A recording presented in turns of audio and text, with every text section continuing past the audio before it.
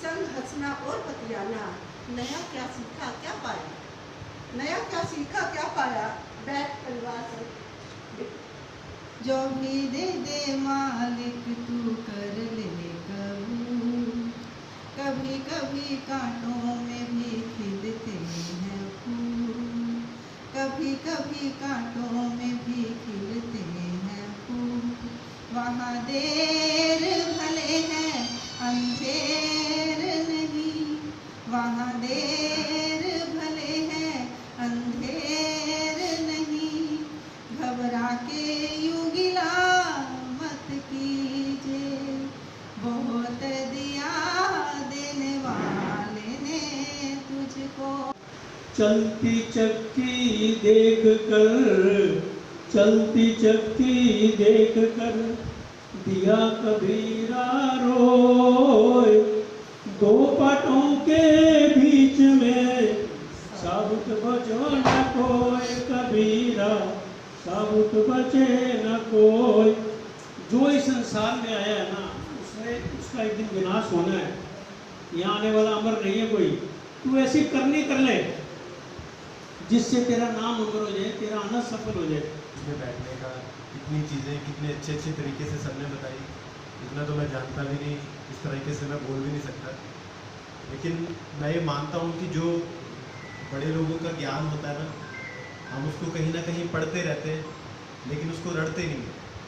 तो बाहर की यात्रा तो चलती रहती है, उसको बोलना बहुत आसान है, किताब से पढ़ना बहुत आसान है, लेकिन जब तक उसकी अंतर यात्रा नहीं होती, जब तक हम उसको गुणते नहीं है ना, तब तक हम कुछ बनते नहीं। क्योंकि ये बातें आज की तो कह नहीं रखी, सैकड़ों सालों की कह रखी है। उनके बाद भी टाइम टू टाइम संत आते रहे, वो भी इसी सच को बार बार बताते रहे।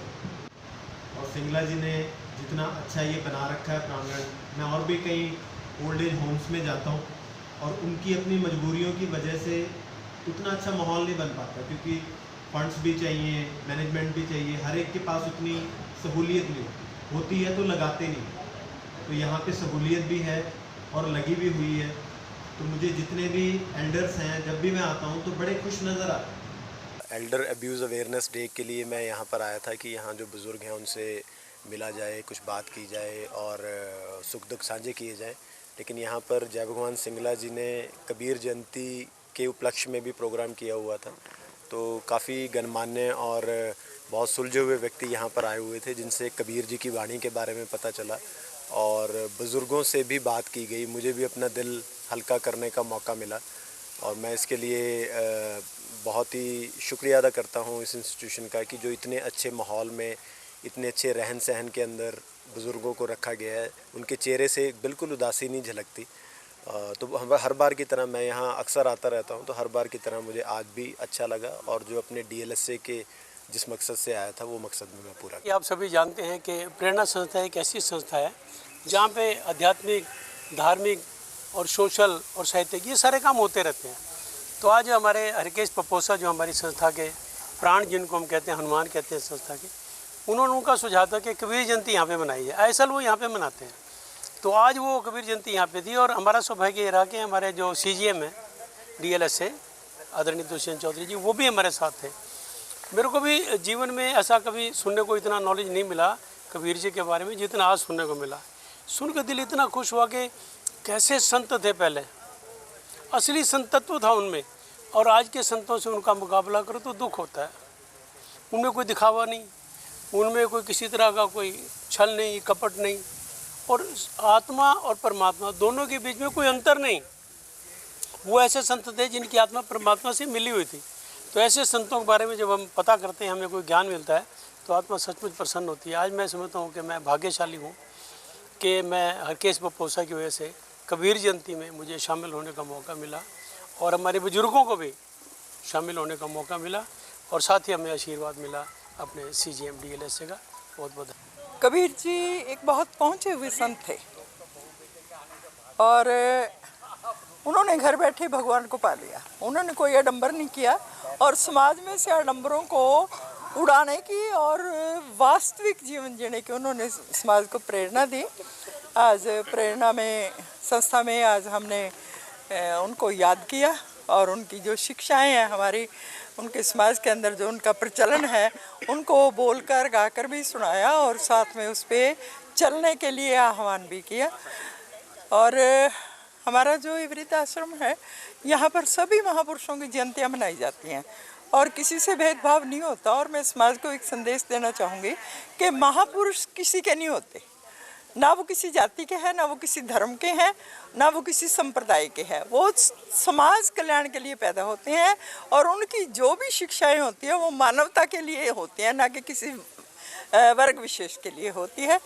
तो इस अवसर पर मैं आप सबको बहुत बहुत हार्दिक शुभकामनाएं देती हूँ, और सभी से आह्वान करती हूँ कि देश के अंदर जितने भी संत हुए हैं, वो संत जो हैं वो सबके हैं, वो समाज की धरोहर हैं, समाज के हमारे प्रणेता हैं, समाज के हमारे समाज सुधारक हैं।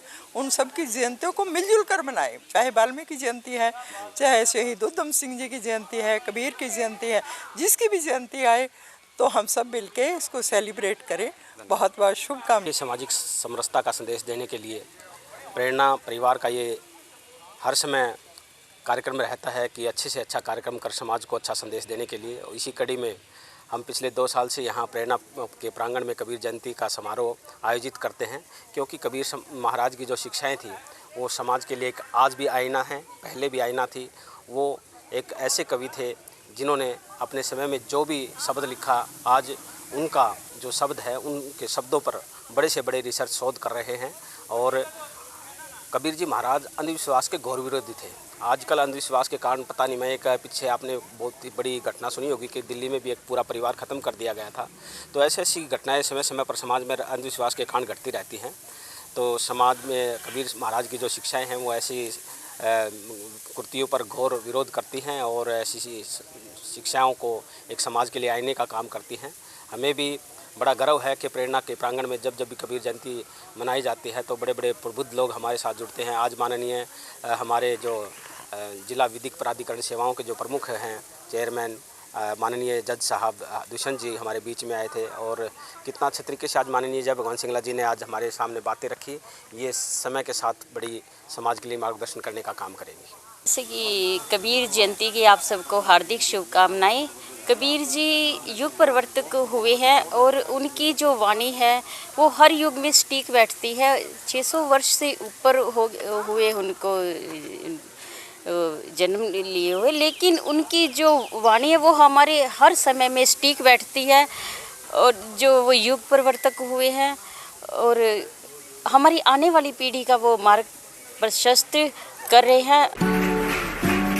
खादी, खादी एक विश्वास, खादी एक विचार, खादी एक संस्कृति, और खादी एक मुस्कान। खादी जो आजादी से पहले हमारे साथ थी और आज भी है। गांधी जी का सपना है खादी।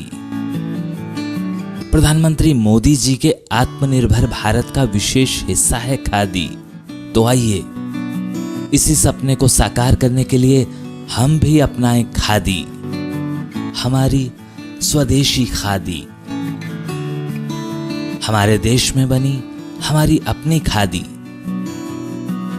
इसलिए एक एहसास है खादी, हमारे जीवन में रंग बिरंगे रंग भरने आई है खादी।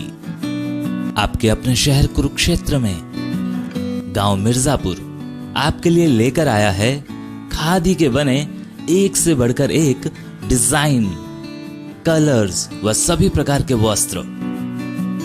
इतना ही नहीं, खादी ग्रामोद्योग भारत के बहुत से प्रोडक्ट जो आपकी त्वचा व शरीर के लिए उपयोगी हैं, जो आपको दें एक प्राकृतिक सुंदरता का एहसास। एक बार अपनाकर तो देखिए खादी इंडिया।